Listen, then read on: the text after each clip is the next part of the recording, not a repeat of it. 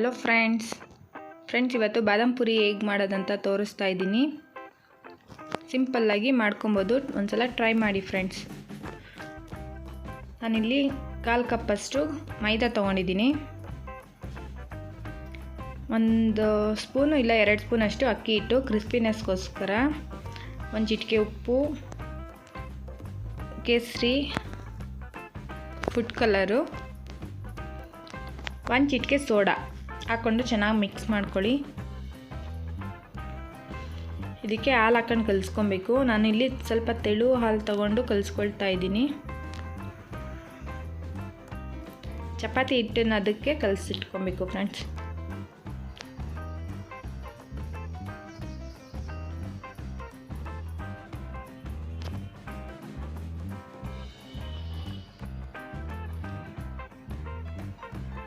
ನೋಡಿ, ಈ ಥರ ಕಲಿಸಿಟ್ಕೊಂಡಿದ್ದೀನಿ. ಒಂಚೂರು ಈಗ ತುಪ್ಪ ಹಾಕ್ಕೊಂಡು ಚೆನ್ನಾಗಿ ಇದು ಮಾಡಿ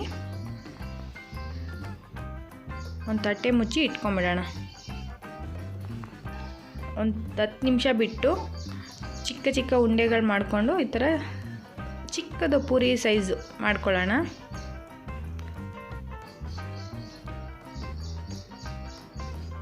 ನಿಮ್ಗೆ ಯಾವ ಸೈಜ್ ಬೇಕೋ ಆ ಸೈಜ್ ಮಾಡ್ಕೊಬೋದು. ನಾನಿಲ್ಲಿ ಚಿಕ್ಕ ಚಿಕ್ಕದಾಗಿ ಮಾಡ್ತಾಯಿದ್ದೀನಿ.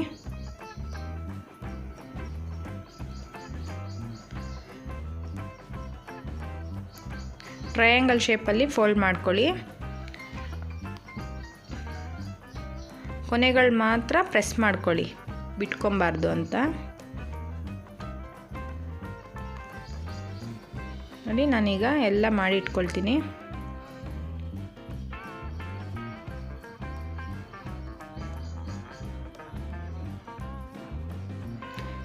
ಈಗೆಲ್ಲ ಮಾಡಿ ಇಟ್ಕೊಂಡಿದ್ದೀನಿ. ಈಗ ಸಕ್ಕರೆ ಪಾಕ ಮಾಡ್ಕೊಳ್ಳೋಣ. 1/4 kg ಸಕ್ಕರೆ ಹಾಕ್ಕೊಳ್ತಾ ಇದ್ದೀನಿ. ಒಂದು ಅರ್ಧ ಕಪ್ಪಷ್ಟು ನೀರು ಹಾಕ್ಕೊಳ್ತಾ ಇದ್ದೀನಿ. ಇದು ಜಾಮೂನ್ ಮಾಡ್ಕೊತೀವಲ್ಲ, ಆ ಥರ ಸಕ್ಕರೆ ಪಾಕ ಮಾಡ್ಕೊಳ್ಳೋಣ. ಪಾಕ ಏನು ಬರಬೇಕಾಗಿಲ್ಲ, ಸುಮ್ಮನೆ ಕುದ್ರೆ ಸಾಕು.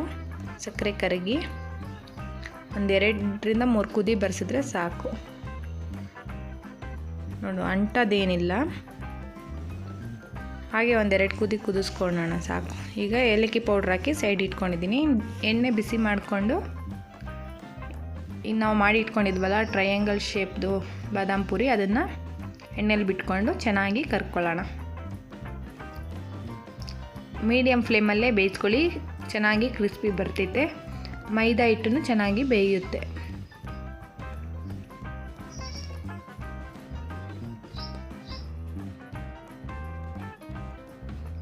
ಈಗ ನೋಡಿ, ಬಬಲ್ಸ್ ಎಲ್ಲ ಕಮ್ಮಿ ಆಗ್ತಾ ಇದೆ.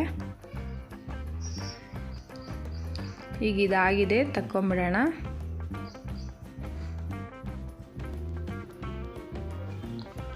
ಈಗ ತೆಕ್ಕೊಂಡು ಮತ್ತೆ ಇರೋದನ್ನೆಲ್ಲ ಇದೇ ರೀತಿ ಕರ್ಕೊಳ್ಳೋಣ.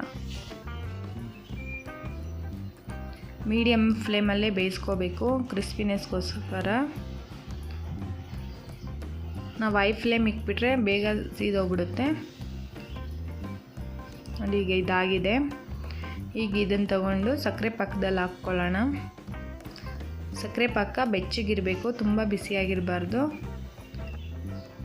ಸಕ್ಕರೆ ಪಾಕ ಹಾಕ್ಕೊಂಡು ಒಂದು 10 ನಿಮಿಷ ಈ ಥರ ಚೆನ್ನಾಗಿ ಮಿಕ್ಸ್ ಮಾಡ್ಕೊಂಡು ತೆಗೆದುಬಿಡೋಣ. ಬಾದಾಮ್ ಪುರಿ ರೆಡಿ ಫ್ರೆಂಡ್ಸ್. ಒಂದ್ಸಲ ಟ್ರೈ ಮಾಡಿ ಫ್ರೆಂಡ್ಸ್. ನನ್ನ ವಿಡಿಯೋ ನೋಡಿದ್ದಕ್ಕಾಗಿ ಧನ್ಯವಾದಗಳು. ಲೈಕ್ ಮಾಡಿ, ಶೇರ್ ಮಾಡಿ, ಸಬ್ಸ್ಕ್ರೈಬ್ ಮಾಡ್ಕೊಳ್ಳಿ ಫ್ರೆಂಡ್ಸ್.